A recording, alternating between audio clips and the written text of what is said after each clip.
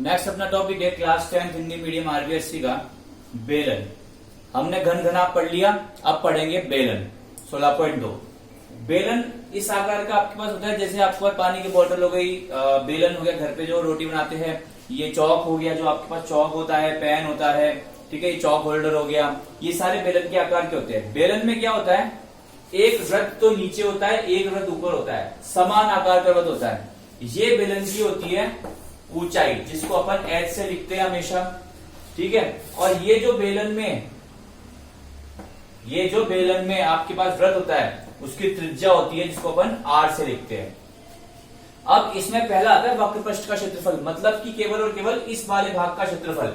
इसमें जो है आपके ऊपर और नीचे के दोनों वृत्त नहीं आते हैं, उसका क्षेत्रफल होता है 2πrh, ठीक है। फिर आता है संपूर्ण पृष्ठीय क्षेत्रफल, उसका सूत्र होता है 2πr, फिर ब्रैकेट में h प्लस r। क्षेत्रफल तो इकाई स्क्वायर। आयतन आता है, मतलब कि इसका जो इसमें क्षमता है वो होता है सूत्र πr²h। अब यहाँ पे एक मान आ रहा है बार बार पाई क्या होता है, पाई का मान होता है 22/7। अगर आपको क्वेश्चन में बोला है कि पाई का मान 3.14 रखो, तब तो आपको 3.14 रखना है, नहीं तो आपको 22/7 ही पाई का मान रखना है, ठीक है। अब इसमें एक चीज आ रही है, ये जो आ रहा है आपके पास वृत्त आ रहा है। वृत्त क्या होता है, वृत्त के लिए देखो आप,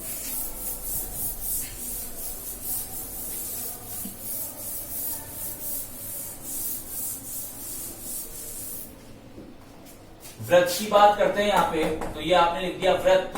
और वृत्त होता है एक अंगूठी के आकार का, ठीक है, अंगूठी के आकार का कोई भी छल्ला है, ठीक है, वो होता है वृत्त। ये वृत्त का होता है केंद्र बिंदु, ये वृत्त की होती है त्रिज्या, ठीक है। और अगर मैं इस त्रिज्या को डबल कर दूंगा, दुगना कर दूंगा, तो ये पूरा होता है वृत्त का व्यास, जिसको अपन d से लिखते हैं। किससे लिखते हैं, d से। और r होती है त्रिज्या, ठीक है। अब यहां पे भी दो चीज आती है कि पहला तो सूत्र होता है इसका क्षेत्रफल, वृत्त का क्षेत्रफल, वो होता है πr²।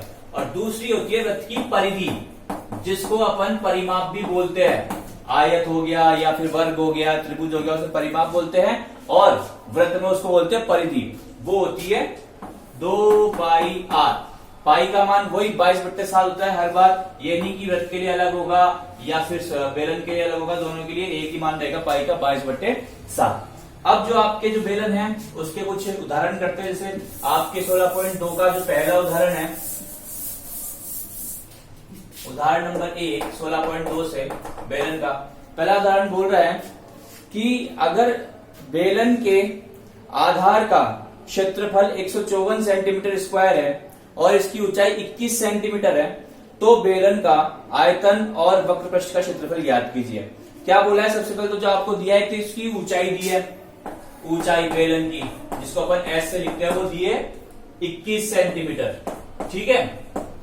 और दूसरा दिया है बेलन के आधार का क्षेत्रफल, बेलन के आधार का क्षेत्रफल 154 सेंटीमीटर स्क्वायर, ठीक है। क्षेत्रफल है इसलिए सेंटीमीटर स्क्वायर आपको पहले ही बता रखा है।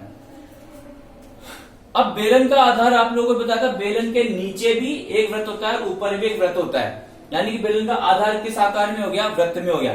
यानी कि एक तरह से आपको वृत्त का क्षेत्रफल दे रखा है, जो क्या होता है πr², जो कितना दे रखा है आपको 154।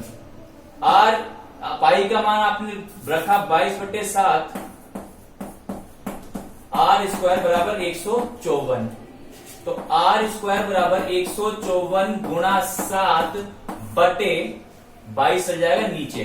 अब आप लोगों को इस चैप्टर में जो भी है 22 गुणा 7 हमेशा याद रखो 154 होता है, बहुत ही इंपॉर्टेंट मान। वैसे 22 का पढ़ा तो पूरा ही आना चाहिए, लेकिन फिर भी आपको नहीं आता तो 22 सकते 154 होता है, ये तो आप याद रखो। तो ये कट गया 22 से 7 बार, तो r का मान आ गया आपके पास 7 गुणा 7 का वर्गमूल, ठीक है। r का मान क्या आ गया, 7 गुणा 7 का वर्गमूल। अब आपको क्या करना है, एक 7 बाहर लेना है, तो आपके पास r मतलब जो त्रिज्या थी वो आ गई 7 सेंटीमीटर। अब मुझे इस प्रश्न में बोला है कि इसका मैं आयतन निकालूं और वक्रपृष्ठ निकालूं, तो जब त्रिज्या है, ऊंचाई है, अब मैं आराम से जो है सूत्र लगा के मान निकाल सकता हूं। तो सबसे पहले आपको दे रखा है कि इसका आयतन निकालूं, तो बेलन का आयतन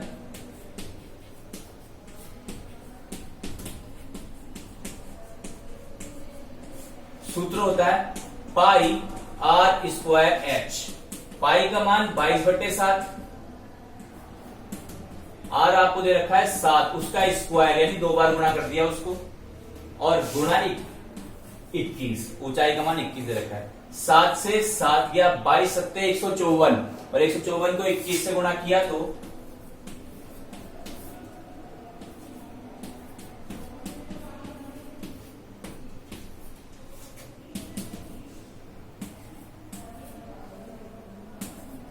3234 सेंटीमीटर क्यूब, क्योंकि आयतन है। तो ये तो आ गया बेलन का आयतन। अब बेलन के वक्रपृष्ठ का क्षेत्रफल याद करना है, तो वो भी निकाल लेते हैं। बिल्कुल जैसे अपन ने आयतन का सूत्र निकाला वैसे ही वक्रपृष्ठ का सूत्र लगा के निकालेंगे। तो बेलन का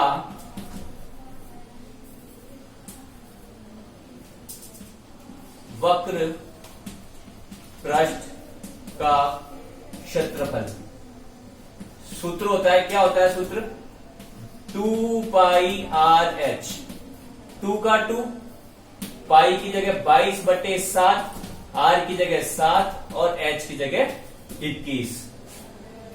देखो 7 से 7 गया, 22 दूनी 44, 44 को 21 से गुणा कर दो, उत्तर आ गया।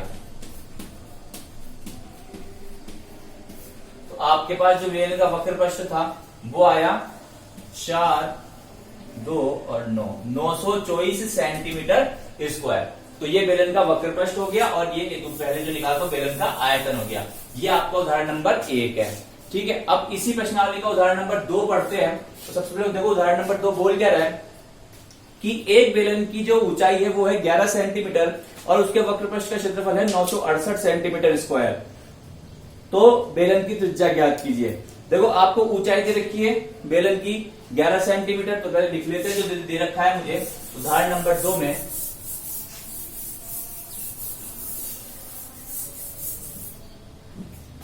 उदाहरण नंबर 2, बेलन की ऊंचाई 11 सेंटीमीटर और उसके वक्र पृष्ठ का क्षेत्रफल दे रखा है। वक्र पृष्ठीय क्षेत्रफल 968 सेंटीमीटर स्क्वायर। कितना दे रखा है, 968 सेंटीमीटर स्क्वायर। अब इसमें क्या करना है, आपको वक्र पृष्ठ का क्षेत्रफल दे रखा है और ऊंचाई निकालनी है, तो आपको इसमें बोला है कि त्रिज्या निकालो। तो मैंने वक्र पृष्ठ के क्षेत्रफल का सूत्र लगा दिया 2 पाई आर एच। तो दे रखा है आपको 968, 2 की जगह 2, पाई की जगह 22/7 गुना आर की जगह आर और एच की जगह कितना आ गया 11 बराबर 968। त्रिज्या निकालनी है, बाकी 2, 22/7 और 11 सबको ले जाओ उधर, केवल यहां रहेगा त्रिज्या आर। 968 ये 7 बट्टे में है, इधर जाके किसमें हो जाएगा गुणा में, बाकी 2 गुणा 22 गुणा 11 ये भी किसमें हो जाएंगे आपके पास बट्टे में चल जाएंगे। क्यों, क्योंकि ये गुणा में थे।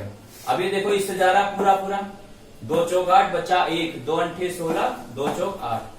आर आ गया आपके पास 484 गुणा 7/22/7। मैं यहां पे भी काट सकता था इसको, 22/11 सॉरी, मैं इसको यहां पे भी काट सकता था, लेकिन मैंने यहां पे इसलिए नहीं काटा क्योंकि यहां पे फिर घासा पीटी ज्यादा हो जाती, तो आपको परीक्षा में साफ काम करना है। तो ये कट गया 22 से पूरा पूरा 22 बार, ठीक है, और ये आ गया 11 दूनी 22।